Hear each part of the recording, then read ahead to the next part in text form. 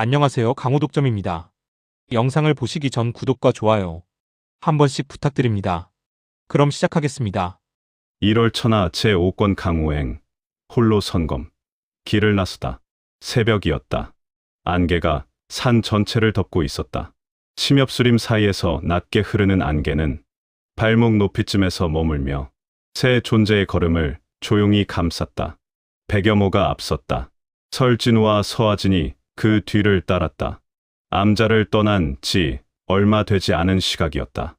하늘은 아직 어둠과 여명의 경계에 있었다. 별들이 조금씩 빛을 잃어가고 있었고 동쪽 능선 끝이 휘부하게 밝아오고 있었다. 발소리가 낙엽 위에서 고르게 이어졌다. 설진우는 걸으면서 왼팔을 천천히 쥐어보았다. 손가락이 빠르게 반응했다.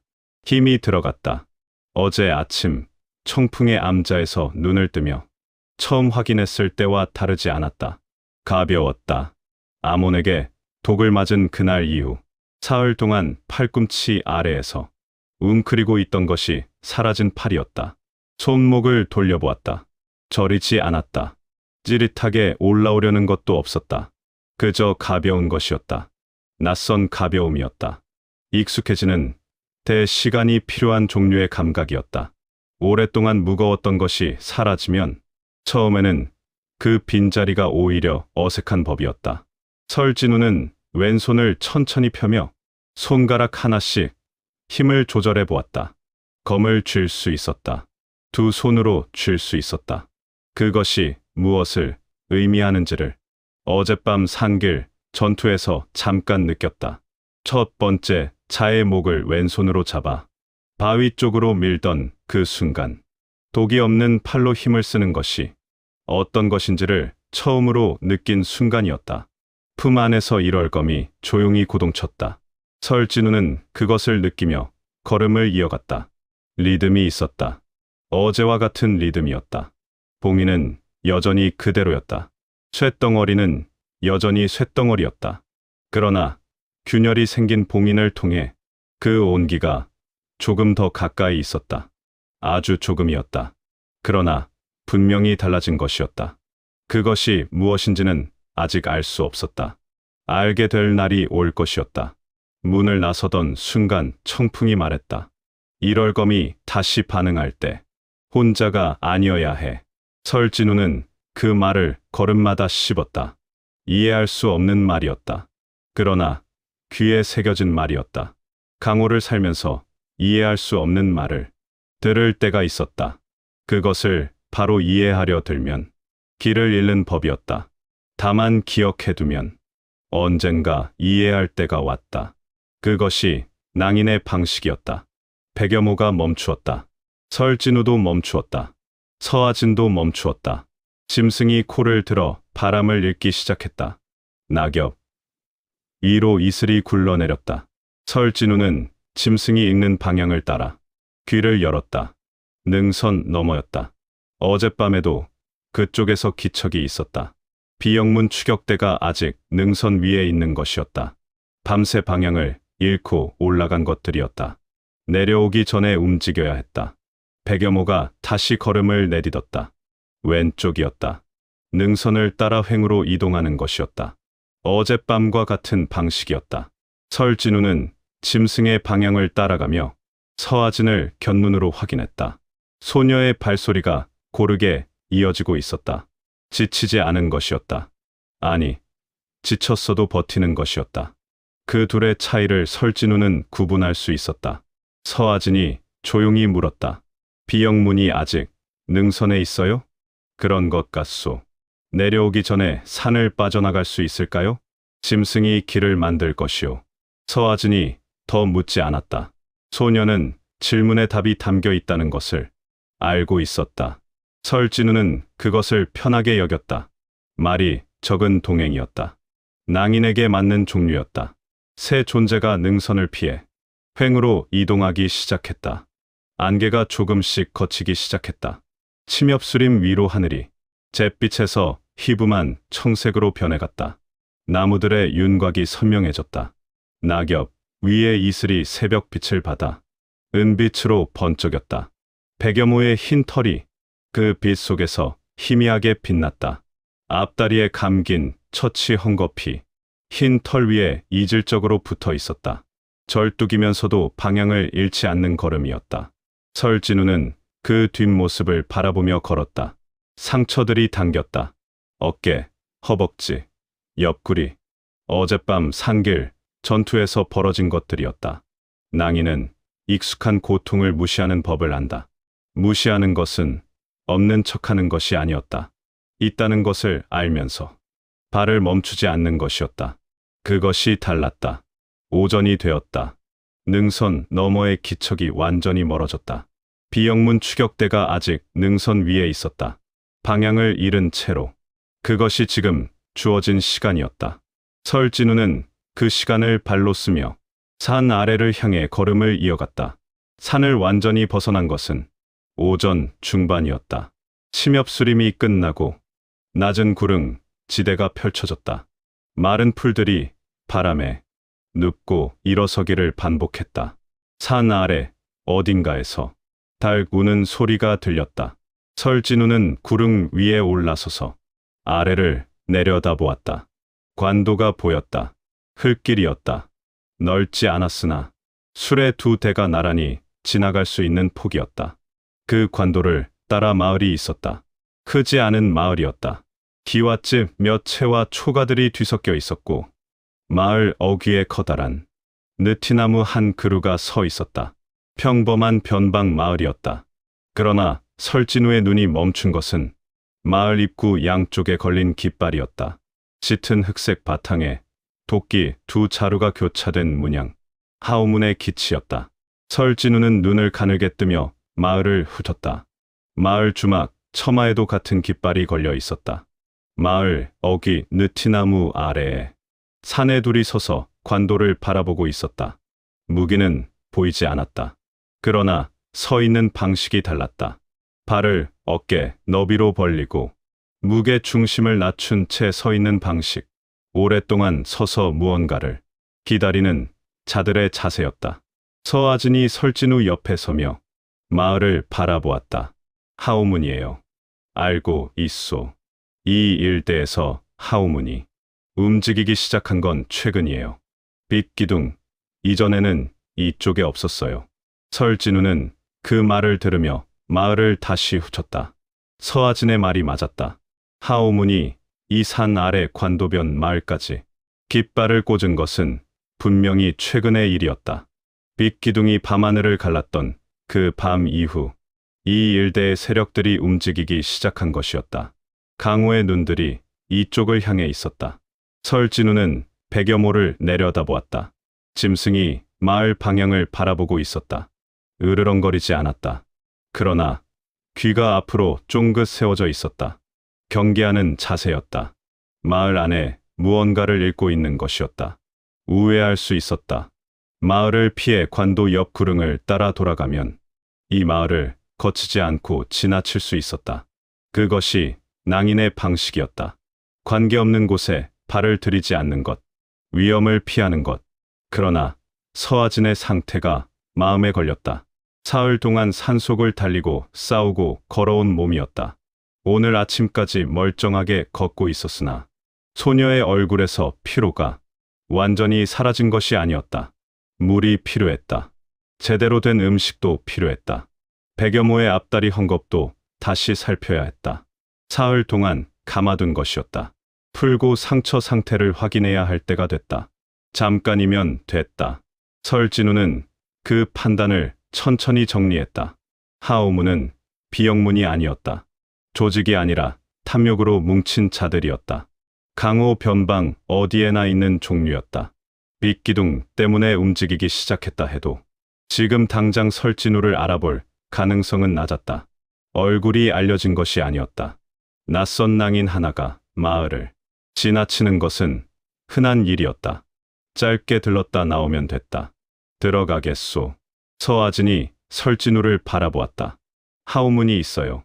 알고 있소. 오래 있을 생각이 아니오. 물과 먹을 것이 필요하오. 백여모 앞다리도 봐야 하고. 서아진이 잠시 마을을 내려다보다가 고개를 끄덕였다. 설진우의 판단을 믿는 것이었다. 설진우는 그것을 당연하게 여기지 않았다. 낭인에게 판단을 맡긴다는 것은 그 결과도 함께 짊어진다는 뜻이었다. 소녀는 그것을 알면서 고개를 끄덕인 것이었다. 새 존재가 구릉을 내려와 관도로 들어섰다. 백여모는 걸음이 튀지 않게 설진우 뒤를 바짝 따랐다. 흰 짐승이 마을 안으로 들어오는 것은 시선을 끌 것이었다. 그것은 어쩔 수 없었다. 설진우는 그 시선을 의식하지 않는 척 걸음을 이어갔다. 마을 어귀 느티나무 아래에 서 있던 사내들이 이쪽을 바라보았다. 눈빛을 읽었다. 놀라움, 그리고 계산. 그 계산이 무엇을 향하는지는 조금 더 지켜봐야 알 수 있었다. 주막은 마을 중앙에 있었다. 낡은 간판이 처마에 걸려 있었다. 안에서 국물 끓는 냄새가 흘러나왔다. 설진우는 주막 문을 밀고 들어섰다. 주막 안은 낮은 탁자 6개가 놓인 좁은 공간이었다. 오전 시각이었으나 손님이 있었다. 구석 탁자에 사내 셋이 앉아 탁주를 마시고 있었다. 허름한 차림이었으나 앉은 자세가 마을 주민의 것이 아니었다. 등을 곧게 세우고 양팔을 탁자 위에 올려둔 채 눈이 문 쪽을 향하고 있었다. 하우문의 눈이었다. 설진우는 그것을 파악하며 가장 안쪽 탁자의 자리를 잡았다. 벽이 등 뒤에 있고 문이 시야에 들어오는 자리였다. 서하진이 설진우 옆에 앉았다. 백여모는 서하진의 발치에 몸을 뉘었다. 짐승이 들어오는 것을 보고 탁주를 마시던 사내 셋이 술잔을 내려놓으며 이쪽을 바라봤다. 주막 주인도 부엌에서 고개를 내밀었다. 긴 짐승이 주막 안으로 들어온 것이 낯선 것이었다. 설진우는 시선들을 받으며 주막 주인에게 말했다. 국밥 둘, 물 한 통 주시오. 주인이 잠시 망설이다가 고개를 끄덕이며 부엌으로 들어갔다. 설진우는 시선을 앞으로 고정한 채 구석 탁자의 사내 셋을 곁눈으로 읽기 시작했다. 무기는 겉으로 드러난 것이 없었다. 그러나 앉은 방식으로 봐서 허리 쪽에 단도 정도는 차고 있을 것이었다. 셋 중 하나가 자리에서 일어나 밖으로 나갔다. 보고를 하러 나간 것이었다. 설진우는 그것을 확인하며 서하진에게 낮게 말했다. 드시고 나면 백여모 앞다리 살펴보시오. 안쪽 방에서. 알겠어요. 얼마나 있을 수 있어요? 반 시즌이요. 서하진이 고개를 끄덕였다. 소녀는 더 묻지 않았다. 설진우가 반 시즌이라고 말한 것은 그것이 한계라는 뜻임을 알고 있었다. 아마도 보고를 받은 자가 이쪽으로 오는데 걸리는 시간이 그 정도일 것이었다. 주인이 국밥 2 그릇과 물통을 가져왔다. 서하진이 물을 먼저 마셨다. 한 모금, 2 모금. 조심스럽게 마시는 방식이었다. 급하게 마시면 탈이 나는 것을 알고 있는 몸이었다. 사흘 동안 산속에서 챙겨온 경험이 소녀의 몸에 새겨져 있었다. 설진우도 물을 마셨다. 차가웠다. 우물에서 길어온 지 얼마 안 된 물이었다. 국밥에서 김이 올라왔다. 설진우는 천천히 먹었다. 서두르지 않았다. 서두르면 오히려 시간을 낭비하는 것이었다. 먹는 동안에도 귀는 열려 있었다. 구석 탁자의 사내들이 낮은 목소리로 무언가를 주고받고 있었다. 들리지 않았다. 그러나 눈빛이 이쪽을 향하고 있었다. 백여모에게 고기를 먹일 것이 없었다. 설진우는 주인을 불러 말했다. 짐승 먹일 고기 있소? 주인이 난색을 보이다가 부엌 안으로 들어가더니 닭다리 하나를 가져왔다. 설진우가 그것을 받아 백여모 앞에 내려놓았다. 짐승이 코를 갖다 대더니 조용히 먹기 시작했다. 앞다리에 무게를 싣지 않으면서 먹는 방식이었다. 헝겊이 감긴 앞다리를 의식하며 몸 안쪽으로 당긴 채였다. 서하진이 그것을 보며 말했다. 안으로 가서 살펴볼게요. 가시오. 서하진이 자리에서 일어나 주막 안쪽 통로 쪽으로 걸어갔다. 백여모가 닭다리를 물고 소녀를 따라 일어섰다. 두 존재가 통로 안으로 사라졌다. 주막 안에 설진우 혼자 남았다. 국밥 그릇을 내려놓으며 등을 벽에 기댔다. 구석에 사내 둘이 이쪽을 바라보고 있었다. 설진우는 그 시선을 받으며 눈을 감았다. 경계를 버린 것이 아니었다. 귀로 듣는 것이었다.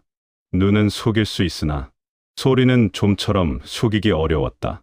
바깥에서 발소리가 들리기 시작했다. 하나가 아니었다. 여럿이었다. 가까워지고 있었다. 설진우는 눈을 떴다. 반시즌이 되기 전이었다. 생각보다 빨랐다. 이 마을 어딘가에 이미 결정권을 가진 자가 와 있었다는 뜻이었다. 설진우는 천천히 몸을 일으키며 허리에 찬 검, 자루 쪽으로 오른손을 가져갔다. 뽑지 않았다. 아직이었다. 주막 문이 열렸다. 문을 열고 들어온 것은 5이었다. 앞장선 자가 먼저 눈에 들어왔다. 50대 초반이었다. 키가 크지 않았으나 어깨가 넓었고 몸 전체에서 싸움을 오래 한 자들이 가지는 특유의 무게가 깔려 있었다. 짙은 흙에 위에 하우문의 문양이 새겨진 어깨거리를 걸치고 있었고 허리 왼쪽에 두꺼운 도 하나를 차고 있었다. 도끝이 칼집 바깥으로 조금 삐져나와 있었다. 무의식 중에 뽑기 좋게 걸어두는 방식이었다. 오랫동안 칼을 찬 자의 습관이었다. 눈빛이 차갑지 않았다. 그것이 오히려 불편했다. 차가운 눈빛은 읽을 수 있었다. 그러나 이 자의 눈빛은 달랐다. 뭔가를 계산하고 있는 눈빛이었다.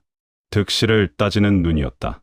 강호를 오래 살아온 자들 중에 이런 눈을 가진 자들이 있었다. 힘보다 셈이 빠른 자들이었다. 그것이 단순히 힘만 강한 자보다 더 다루기 까다로운 경우가 많았다. 사내가 탁자 하나를 사이에 두고 설진우 맞은편에 자리를 잡았다. 앉지 않았다. 서 있었다. 뒤에 데려온 넷을 주막 안쪽에 배치하고 자신은 설진우와 마주 섰다. 넷은 움직이지 않았다. 문 쪽 2명, 설진우의 좌우에 각각 하나씩. 포위는 아니었다. 그러나 포위로 바꾸는데 2박자면 충분한 배치였다. 설진우는 그것을 읽으며 등에서 벽을 떼지 않았다. 사내가 먼저 입을 열었다. 앉아 있게. 설진우를 향한 말이었다. 반말이었다. 나이 차이가 있는 것이기도 했고 이 자리에서의 우위를 확인하는 것이기도 했다. 설진우는 반응하지 않았다. 서 있지도 않았고 특별히 앉으려 하지도 않았다. 그냥 제자리에 있었다. 사내가 탁자 위에 손을 올리며 말을 이었다. 내 이름은 위강이요. 이 일대 하오문 지부를 맡고 있소. 존댓말로 바꿨다. 그것을 설진우는 놓치지 않았다. 처음에 반말로 시작했다가 존댓말로 바꾸는 것. 상대를 가늠한 것이었다. 첫 반응을 보고 조절하는 것이었다. 이 자는 감정이 아니라 계산으로 움직이는 자였다. 낭인이요. 설진우가 짧게 말했다. 이름을 밝히지 않았다. 위강이 그것을 눈치챘다. 그러나 개의치 않는 눈빛이었다. 알고 있소. 이름이 없어도 상관없소. 낭인이 품고 있는 것이 무엇인지를 우리는 알고 있으니. 설진우는 그 말을 들으며 위강을 바라보았다. 말의 속도가 빠르지 않았다. 서두르는 자가 아니었다. 자신이 가진 정보를 천천히 꺼내며 상대의 반응을 읽는 자였다. 무엇을 안다는 것이오. 사흘 전 밤에 저 산에서 빛 기둥이 솟았소. 이 일대에서 그것을 못 본 자가 없을 것이오. 위강이 창문 너머 산 방향을 잠깐 바라보다가 시선을 다시 설진우에게 돌렸다. 그 빛이 어디서 왔는지를 아는 자들이 벌써 여럿이오. 비영문이 그 산에 이미 들어가 있었고 우리도 움직였소. 그리고 더 먼 곳에서도 이쪽을 향해 움직이기 시작한 자들이 있소. 설진우는 말하지 않았다. 위강이 계속했다. 비영문은 조직으로 움직이는 자들이오. 낙인을 새기고 끝까지 쫓는 자들이오. 하지만 우리는 다르오. 우리는 손해가 없으면 굳이 피를 보지 않소. 거래를 하는 것이오. 거래. 그렇소. 간단한 거래요. 품 안의 것을 내놓으시오. 그리고 함께 다니는 소녀도. 그러면 우리는 이 자리에서 길을 내드리겠소. 비영문 눈을 피해 이 일대를 벗어날 수 있도록 도와드리겠소. 위강이 말을 마치고 설진우를 바라보았다. 표정이 없었다. 협박이 아니었다. 진짜로 거래라고 생각하는 눈빛이었다. 그것이 이 자가 강호를 살아온 방식이었다. 탐욕이 돼 감정을 섞지 않는 탐욕. 강호의 흑도 가운데서 가장 오래 살아남는 종류였다. 설진우는 잠시 말이 없었다. 주막 안이 조용해졌다. 구석 탁자에 있던 하오문의 눈들도 숨을 죽이고 있었다. 주인은 부엌 안으로 사라진 상태였다. 바깥에서 바람이 처마를 건드리는 소리만이 들렸다. 설진우의 가슴 안에서 무언가가 조용히 결정되었다. 거래라고 했다. 위강은 그것을 진짜로 믿고 있었다. 그러나 서아지는 거래의 대상이 아니었다. 사흘을 함께 걸어온 사람이었다. 아버지의 죽음을 눈으로 보지도 못한 채 석 달을 혼자 버텨온 소녀였다. 명의세가가 무엇을 지켰는지를 몸으로 알고 있는 소녀였다. 그것을 흥정의 단위로 두는 것은 설진우가 낭인으로 살아오면서도 하지 않은 종류의 일이었다. 내어주는 것과 피하는 것은 달랐다. 설진우는 천천히 몸을 일으켰다. 위강의 눈빛이 미세하게 달라졌다. 설진우의 움직임을 읽고 있었다. 아직 뽑지 않을 것이라고 계산하고 있었다. 그것이 이 자의 실수였다. 강호에서 오래 산 자들은 계산이 빠른 대신 계산을 벗어난 행동을 늦게 읽는 법이었다. 설진우의 오른손이 검 자루를 감쌌다. 천천히였다. 뽑는 것이 아니었다. 그냥 쥐는 것이었다. 그 움직임이 말이었다. 위강이 그것을 보며 눈썹이 조금 올라갔다. 계산 밖이었다. 거절은 예상했으나 이 속도에서 검에 손을 얹는 것은 예상하지 못한 것이었다. 설진우가 입을 열었다. 거절하겠소. 5글자였다. 위강이 잠시 설진우를 바라보다가 짧게 웃었다. 감정이 없는 웃음이었다. 그렇다면 어쩔 수 없소. 고개를 끄덕이는 것이 신호였다. 뒤에 있던 넷이 동시에 움직이기 시작했다. 넷이 움직이기 시작하는 것을 설진우는 이미 보고 있었다. 문 쪽 둘이 먼저였다. 좌우의 둘은 한 박자 뒤였다. 포위를 완성하려는 것이었다. 그러나 설진우는 등이 벽에 붙어 있었다. 뒤에서 오는 것은 없었다. 넷이 사방을 막는 것이 아니라 세 방향에서 조이는 구조였다. 독행검법이 말하는 이치와 맞아떨어지는 상황이었다.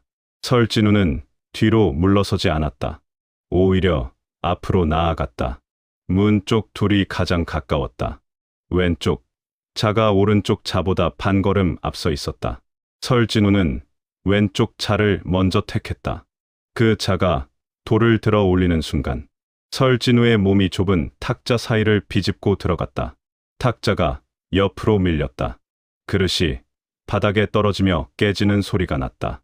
왼쪽 자의 도가 충분한 공간을 확보하기 전에 설진우의 검 손잡이가 그 자의 명치를 짧고 정확하게 찔렀다. 꺾이는 소리. 그 자가 허리를 접으며 뒤로 물러섰다. 뒤따르던 오른쪽 자가 그것을 피하며 흐름이 한 박자 끊겼다. 설진우는 그 박자 안에 오른쪽 자의 손목 바깥쪽을 검 날등으로 쳤다. 체각. 단도가 손에서 빠져나가 바닥을 굴렀다. 오른쪽 자가 손목을 감싸쥐며 물러섰다. 좌우에서 남은 둘이 동시에 달려들었다. 좁은 주막 안에서 두 사람이 동시에 달려드는 것은 서로의 동선을 방해하는 것이었다.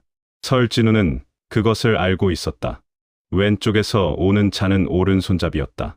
돌을 오른손에 쥐고 있었다. 설진우는 몸을 오른쪽으로 비키며 왼쪽 자의 공격을 흘렸다.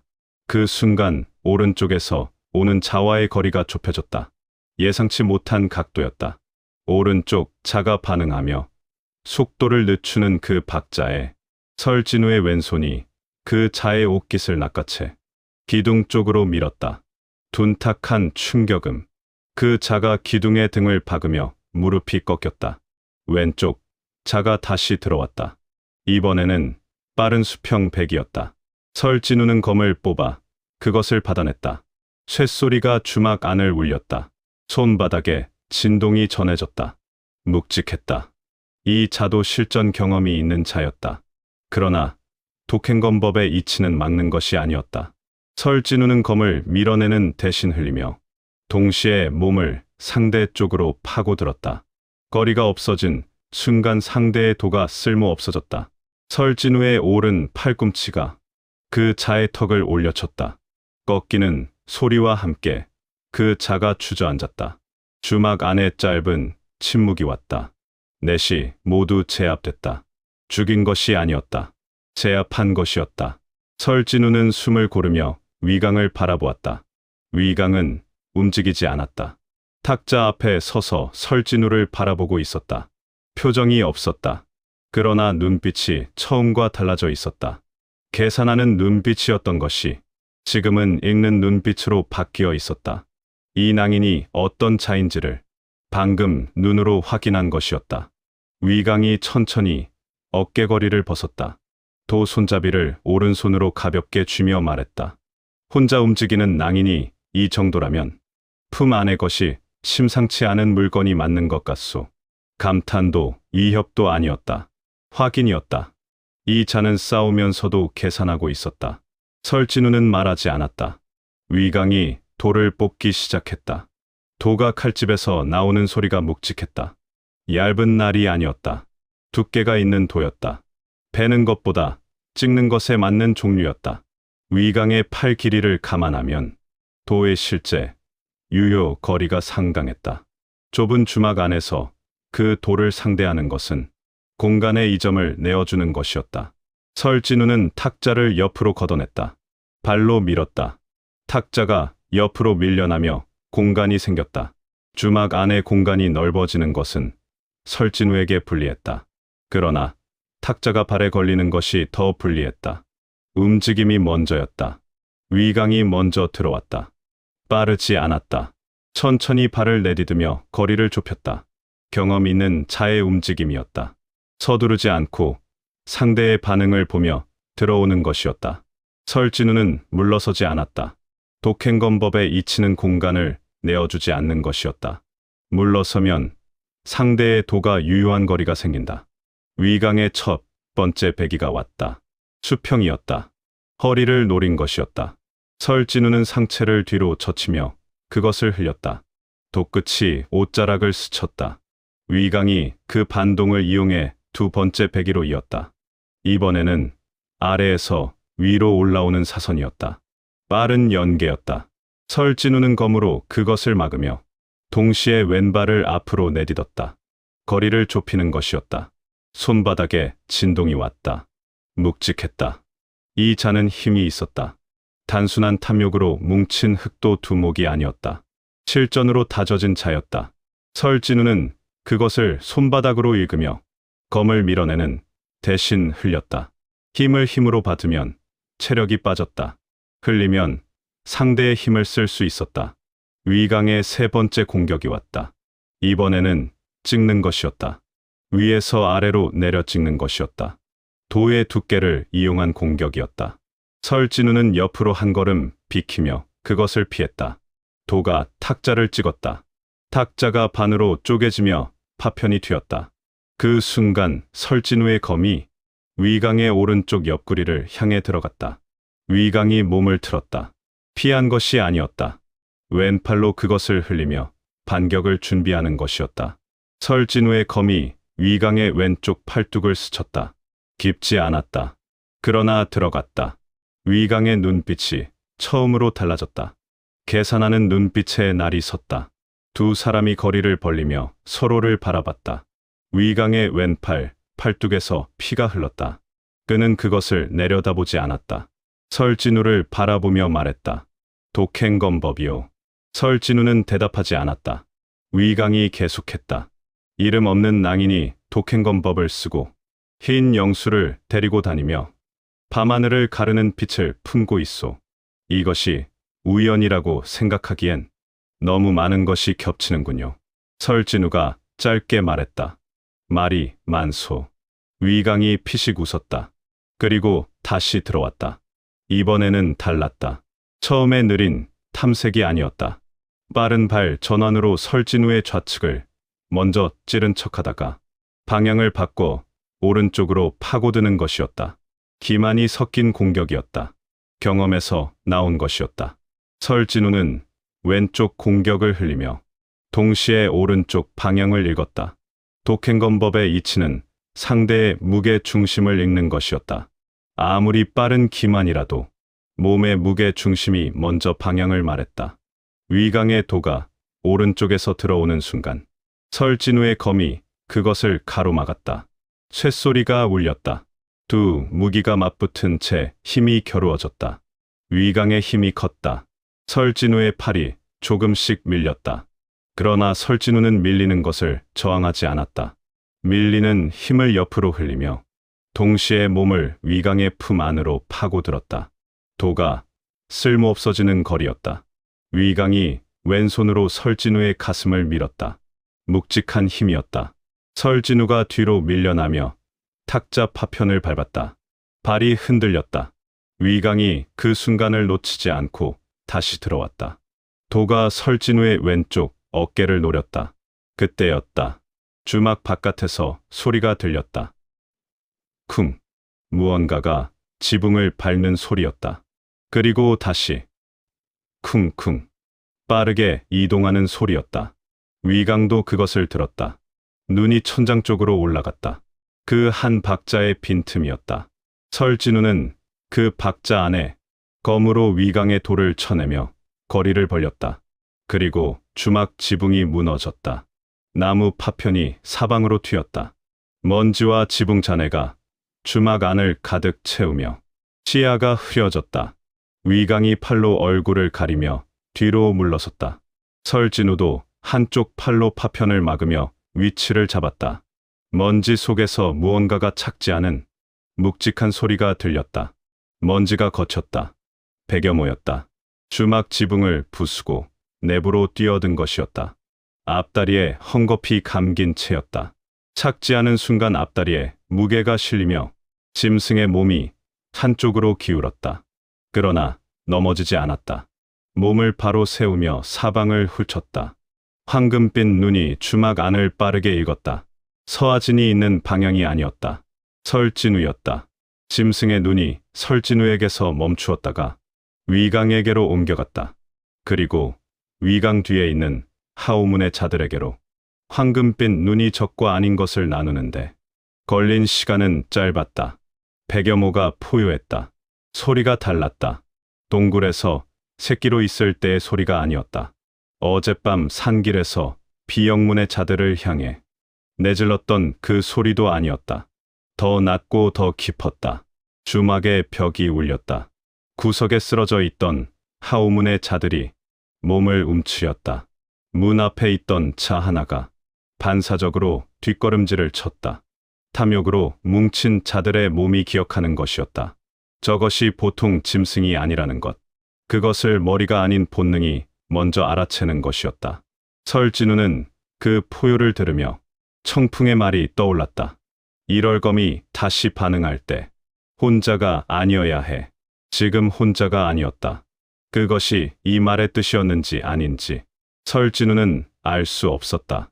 그러나 지금 이 순간만큼은 그 말이 맞았다. 혼자가 아니었다. 앞다리에 헝겊을 감은 채 지붕을 부수고 뛰어든 짐승이 옆에 있었다. 위강이 백여모를 바라보며 처음으로 표정을 바꿨다. 계산하는 눈빛이 흔들렸다. 이것은 계산 밖이었다. 낭인 하나와의 싸움이었다. 그 낭인이 영수를 데리고 있다는 것은 알고 있었다. 그러나 상처 입은 영수가 스스로 이 싸움 안으로 뛰어들 것이라고는 계산하지 못했다. 위강의 뒤에 있던 하우문 자들의 대열이 흐트러지기 시작했다. 하나가 문 쪽으로 물러섰다. 다른 하나가 그것을 따라갔다. 위강이 뒤를 돌아보며 낮게 소리쳤다. 물러서지 마라. 그러나 목소리에 힘이 실리지 않았다. 위강 자신도 흔들리고 있었다. 설진우는 그것을 놓치지 않았다. 탐욕으로 뭉친 자들의 가장 큰 약점이었다. 계산이 무너지는 순간 흩어지는 것이었다. 백여모가 앞으로 한 걸음 내딛었다. 앞다리가 불안정했다. 헝겊이 감긴 앞다리에 무게를 싣는 것이 고통스러운 것이었다. 그러나 멈추지 않았다. 황금빛 눈이 위강을 향해 고정된 채였다. 위강이 돌을 들었다. 그러나 발이 움직이지 않았다. 셈이 빠른 자는 이길 수 없는 싸움을 오래 하지 않는 법이었다. 위강의 눈이 설진우에게로 왔다가 백여모에게로 갔다가 다시 설진우에게로 왔다. 설진우가 위강을 바라보며 말했다. 비켜주시오. 부탁이 아니었다. 마지막 확인이었다. 위강의 표정이 굳었다. 그리고 다시 들어왔다. 위강이 선택한 것은 후퇴가 아니었다. 셈이 빠른 자는 물러설 때를 알지만 동시에 자존이 있는 자이기도 했다. 이 자리에서 물러서면 이 일대에서 하우문의 이름이 무너지는 것이었다. 위강은 그것을 알고 있었다. 그래서 싸우는 것이었다. 계산이 아니라 버팀이었다. 설진우는 그것을 읽으며 검을 고쳐 쥐었다. 이번에는 두 손이었다. 왼손이 검 자루 아래쪽을 감쌌다. 오른손이 위쪽을 쥐었다. 두 손으로 검을 쥐는 것은 독행검법에서 흔한 일이 아니었다. 독행검법은 한 손 검법이었다. 혼자 싸울 때 한 손이 자유로워야 했다. 지형을 이용하고 상대를 흘리고 예상 밖의 각도를 만들어내는 것이 이 검법의 이치였다. 그러나 지금은 달랐다. 왼팔에 독이 없었다. 사흘 만에 처음으로 두 손 모두를 쓸 수 있었다. 독이 있을 때는 왼팔로 힘을 쓰면 도끼가 치솟았다. 그것이 왼팔을 쓰지 않은 이유였다. 그러나 지금 왼팔은 가벼웠다. 힘이 들어갔다. 두 손으로 검을 쥐는 순간 무게 중심이 달라졌다. 어깨에서 팔 전체로 힘이 균등하게 분산되는 것이 느껴졌다.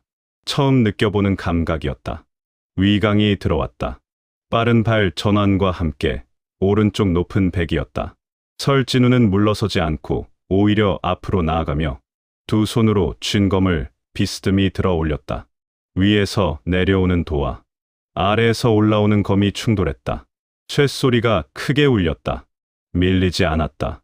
처음이었다. 지금껏 위강의 도와 맞붙을 때마다 힘에서 밀렸다. 흘리고 피하는 것으로 버텼다. 그러나 이번에는 달랐다. 두 손의 힘이 검에 실린 것이었다. 위강의 눈빛이 흔들렸다. 예상 밖이었다. 설진우는 그 순간을 놓치지 않았다. 힘이 맞붙어 있는 상태에서 설진우가 검을 오른쪽으로 빠르게 흘렸다. 위강의 도가 힘을 잃고 옆으로 쏠렸다. 중심이 흔들리는 순간이었다. 설진우의 왼발이 앞으로 나아가며 몸 전체에 무게를 실은 오른쪽 어깨가 위강의 가슴을 향해 들어갔다. 충돌했다. 위강의 몸이 뒤로 밀렸다. 허리가 탁자 파편에 걸리며 비틀거렸다. 그 순간 설진우의 검이 들어갔다. 두 손으로 쥔 검이었다. 빠른 찌르기가 아니었다. 무게가 실린 수평 백이었다. 방향은 위강의 오른쪽 돌을 쥔 손목이었다. 체각, 도가 위강의 손에서 빠져나갔다. 주막 바닥에 도가 떨어지며 울리는 소리가 났다. 위강이 손목을 감싸 쥐었다. 쥔 손목에 피가 배어나고 있었다. 깊지 않았다. 그러나 돌을 다시 쥐기 어려운 상처였다. 위강이 눈을 들어 설진우를 바라보았다. 설진우의 검끝이 위강의 목 앞에 있었다. 주막 안이 조용해졌다. 두 사람이 서로를 바라봤다. 위강의 표정에서 처음으로 계산이 완전히 사라졌다. 남은 것은 날 선 무인의 눈빛이었다. 오래전 이 자가 강호에서 처음 칼을 들었을 때의 눈빛이었을 것이었다. 탐욕이 아니라 싸움 그 자체였다. 위강이 낮게 말했다. 이 자리에서 죽이겠소? 설진우가 대답했다. 그렇지 않소. 위강이 잠시 설진우를 바라보다가 천천히 뒤로 물러섰다. 검끝이 닿지 않는 거리까지 물러선 뒤 바닥에 떨어진 돌을 내려다보았다. 집으려 하지 않았다. 그리고 말했다. 이 일대에서 이 정도를 보인 자는 오랜만이오. 감탄이 아니었다. 확인이었다. 위강은 여전히 계산하는 자였다. 지금 이 상황을 머릿속에 새기고 있는 것이었다. 설진우는 검을 거두지 않은 채 말했다. 길을 내주시오. 위강이 고개를 끄덕였다. 짧고 단호한 고개짓이었다. 더 이상 막지 않겠다는 뜻이었다. 설진우는 그 고개짓을 받으며 검을 천천히 내렸다. 그러나 칼집에 넣지 않았다. 아직 이 자리를 완전히 벗어난 것이 아니었다. 백여모가 설진우의 옆으로 걸어왔다. 앞다리를 절뚝이면서도 고개를 들고 있었다. 황금빛 눈이 위강과 남은 하우문의 자들을 바라보고 있었다. 으르렁거리지 않았다. 경계를 거두지도 않았다. 그냥 옆에 있었다. 그때 통로 쪽에서 서아진이 나왔다. 손에 백여모의 앞다리에 감겨있던 헝겊이 들려 있었다. 새 것으로 갈아 감은 것이었다. 소녀가 주막 안의 상황을 훑으며 설진우 옆으로 걸어왔다. 쓰러진 자들과 부서진 탁자들, 그리고 돌을 잃은 채 서 있는 위강을 차례로 바라보다가 설진우에게 말했다. 다치셨어요? 괜찮소. 서아진이 설진우의 왼팔을 잠깐 바라보았다. 피가 없었다. 어깨 상처가 조금 더 벌어진 것이 옷 위로 배어나오고 있었으나 치명적인 것이 아니었다. 소녀가 고개를 끄덕였다. 위강이 서아진을 바라보다가 설진우에게 말했다. 한 가지만 묻겠소. 설진우가 위강을 바라봤다. 빛기둥이 있던 그날 밤, 비영문이 그 산에 있었소. 그 자들이 빛의 근원을 찾은 것이오? 그렇소. 위강이 잠시 생각하는 얼굴을 했다가 말했다. 이 일대만이 아니오. 더 먼 곳에서도 그 빛을 봤소. 강호 깊은 곳에서 움직이는 자들이 있소. 비영문이 전부가 아니라는 것만 알고 가시오. 그것이 전부였다. 위강은 더 말하지 않았다. 설진우도 더 묻지 않았다. 이 자가 아는 것이 어디까지인지, 그리고 그것이 얼마나 정확한지는 알 수 없었다. 그러나 이 자는 이 일대를 장악하고 있는 자였다. 빛기둥 이후 움직이기 시작한 세력들을 직접 보고 있는 자였다. 그 말이 허풍이라고 여길 이유가 없었다. 설진우는 서아진에게 말했다. 나가겠소. 서아진이 고개를 끄덕이며 백여모의 옆에 섰다. 새 존재가 주막 문을 향해 걷기 시작했다. 위강과 남은 하우문의 자들이 길을 내어주었다. 아무도 막지 않았다.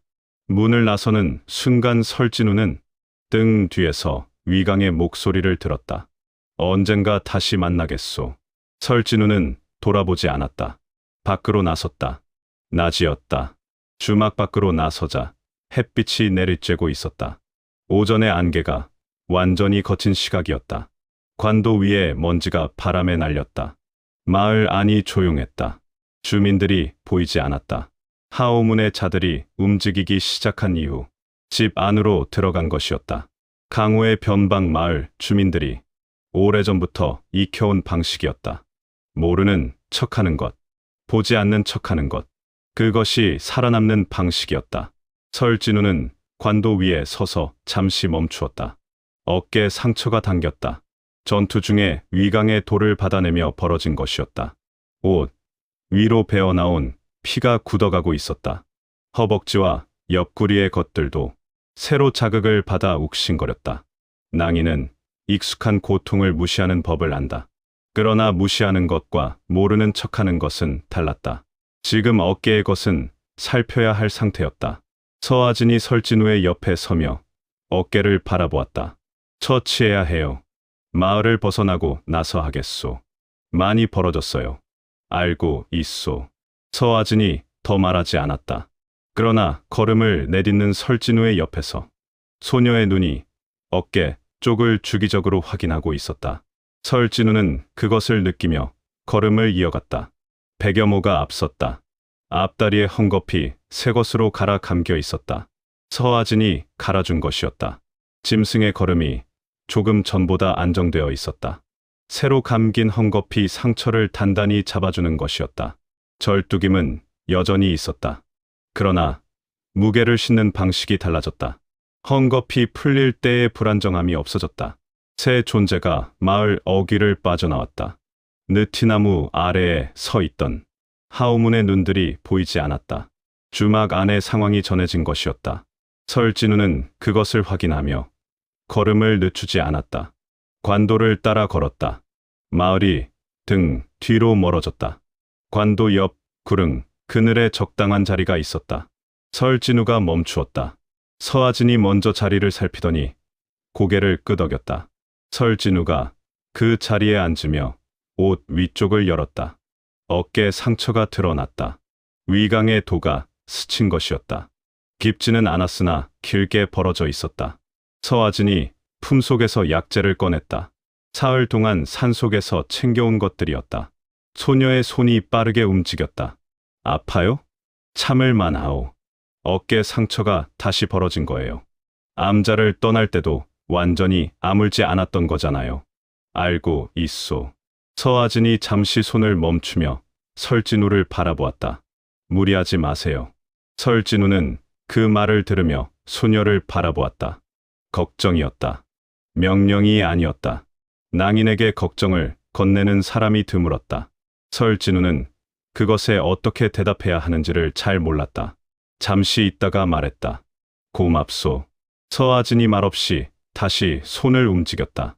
약재를 상처 위에 얹고 천으로 단단히 묶었다. 능숙한 손이었다. 아버지, 서명재에게 배운 것이었다. 명의세가의 방식이었다. 설진우는 처치를 받으며 백여모를 바라보았다. 짐승이 구릉 위에 앉아 관도 쪽을 바라보고 있었다. 황금빛 눈이 마을 방향을 향하고 있었다. 경계를 거두지 않고 있었다. 설진우는 위강의 마지막 말을 다시 떠올렸다. 이 일대만이 아니오. 더 먼 곳에서도 그 빛을 봤소. 강호 깊은 곳에서 움직이는 자들이 있소.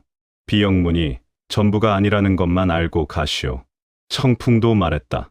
비영문 뒤에 더 큰 손이 있다고. 그것이 이럴검을 원하고 있다고. 그리고 위강도 같은 방향의 말을 했다. 빛기둥.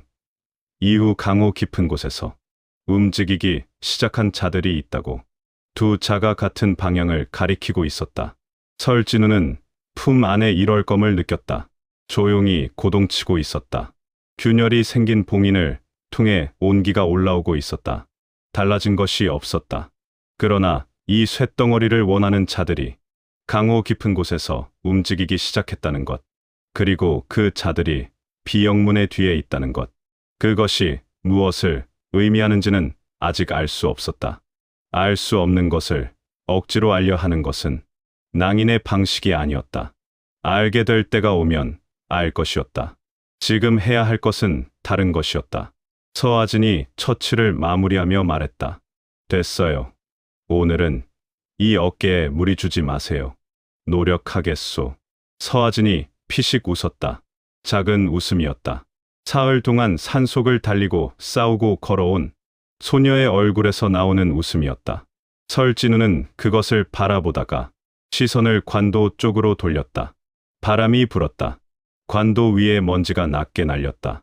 백여모의 흰 털이 바람에 흔들렸다. 짐승이 관도를 바라보다가 설진우 쪽으로 고개를 돌렸다. 황금빛 눈이 설진우를 바라보다가 다시 관도 쪽을 향했다. 그것이 무슨 뜻인지 설진우는 알 것 같았다. 갈 때가 됐다는 것이었다. 설진우가 자리에서 일어섰다. 어깨를 한번 움직여 보았다. 당겼다. 그러나 움직였다. 검을 쥐는데 지장이 없었다. 서아진이 약재를 다시 품 안에 챙기며 일어섰다. 두 사람이 관도 위로 내려섰다. 백여모가 두 사람 앞에서 멈추어 서며 방향을 기다리는 자세를 취했다. 설진우는 관도 위에 서서 양쪽을 바라보았다. 북쪽이었다. 관도는 북쪽으로 이어졌다. 강호의 더 깊은 곳으로 향하는 방향이었다.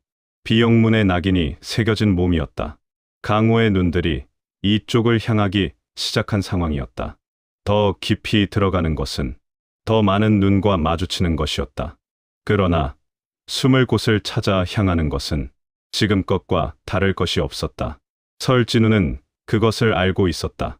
사구진에서 황화촌으로 황화촌에서 산속으로, 산속에서 이 마을로, 지금껏 뒤에서 오는 것들을 피하며 걸어온 길이었다. 피하는 것과 걷는 것은 발이 향하는 방향은 같아 보였으나 다른 것이었다.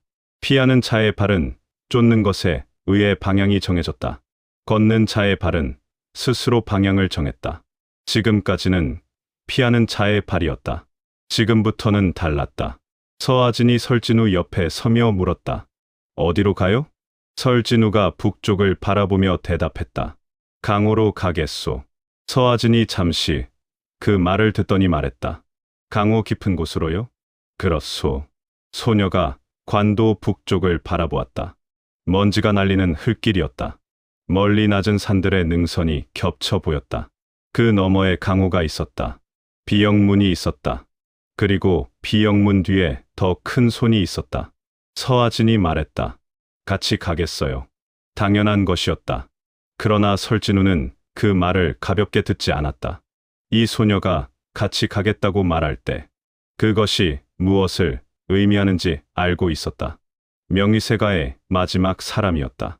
가문 전체가 하룻밤에 사라진 것을 알면서도 석 달을 버텨온 소녀였다. 지금도 버티고 있었다. 설진우는 그것을 보고 있었다. 위험하오. 알아요. 돌아갈 곳이 없소. 처음부터 없었어요. 설진우는 그 대답을 들으며 서아진을 바라보았다. 소녀의 눈빛이 흔들리지 않았다. 두려움이 없는 것이 아니었다. 두려움이 있으면서도 흔들리지 않는 것이었다. 그것이 달랐다. 설진우는 더 말하지 않았다. 백여모가 북쪽으로 한 걸음 내딛었다. 그것이 신호였다. 설진우가 발을 내딛었다. 서아진이 그 옆에서 발을 내딛었다. 새 존재가 관도 위를 걷기 시작했다. 뒤에서는 하우문의 마을이 멀어졌다. 앞에는 관도가 북쪽으로 이어졌다. 먼지가 새 존재의 발소리를 감쌌다. 바람이 관도 위를 지나갔다. 서늘하고 넓은 바람이었다. 설진우는 걸으면서 생각했다. 비영문의 낙인이 새겨져 있었다. 강호의 눈들이 이쪽을 향하기 시작했다. 빛기둥 이후 더 먼 곳에서 움직이는 자들이 있었다. 그것들이 어디서 오는 것인지, 얼마나 큰 것인지 아직 알 수 없었다. 알 수 없는 것이 많았다. 그러나 달라진 것이 있었다. 지금껏 설진우는 강호를 피해 다녔다. 강호가 이 남자를 기억하기 전에 강호 밖에서 살아남는 것이 낭인의 방식이었다. 관계없는 일에 손대지 마라. 그것이 법칙이었다. 그런데 지금 관계없는 일이 남아있지 않았다. 비영문의 낙인이 이 몸에 새겨졌다. 일월검이 이 품 안에 있었다. 서아진이 이 옆에 있었다. 그 세 가지가 이미 관계를 만들어버렸다. 설진우가 원한 것이 아니었다. 그러나 피할 수 있었던 것도 아니었다. 사구진의 객잔 복도에서 소녀를 안아든 그 순간부터 이미 시작된 것이었다. 설진우는 품 안에 일월검을 느꼈다. 조용히 고동치고 있었다. 어제와 같은 리듬이었다. 균열이 생긴 봉인을 통해 오래된 온기가 올라오고 있었다. 그것이 무엇인지는 아직 알 수 없었다. 알게 될 날이 올 것이었다. 그것이 좋은 것인지 나쁜 것인지도 그때 알 것이었다. 지금은 걷는 것이었다. 뒤에서 쫓아오는 것을 피해 달리는 것이 아니었다. 앞에 있는 것을 향해 걷는 것이었다. 그것이 달랐다. 낭인의 발은 항상 앞으로만 향하였으므로 관도가 북쪽으로 이어졌다. 세 개의 그림자가 그 위를 걸었다. 백여모의 절뚝이는 발소리가 앞에서 리듬을 만들었다. 서아진의 고른 발소리가 옆에서 이어졌다. 설진우의 발소리가 그것들과 함께 관도 위에 섞였다. 강호는 이 남자의 이름을 아직 몰랐다. 그러나 이 남자가 강호를 향해 걷기 시작했다. 이름이 알려지는 것은 시간의 문제였다. 강호가 이 남자를 기억하게 되는 날이 오면 그 이름 앞에 어떤 것들이 붙게 될지는 아직 알 수 없었다. 유랑검선. 그 이름이 강호의 하늘 아래 울려 퍼지기까지 아직 갈 길이 멀었다. 그러나 그 길이 지금 이 관도 위에서 시작되고 있었다. 새 존재는 걸었다. 멈추지 않고 제5권 강우행 끝. 그리고 제6권 고립무원으로 이어진다.